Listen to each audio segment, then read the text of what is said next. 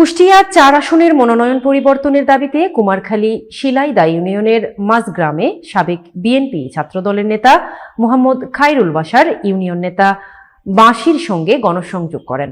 জনসম্মুখে তিনি দলের মনোনয়নের প্রক্রিয়া ও যুব সমাজের মতামত তুলে ধরেন।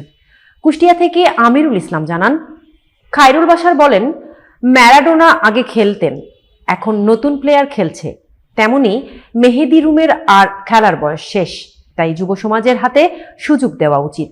শেখ সাদিকে মনোনয়ন দিলে কুষ্টিয়া ৪ আসন হাসতে হাসতে ধানের শীষে জিতে যাবে।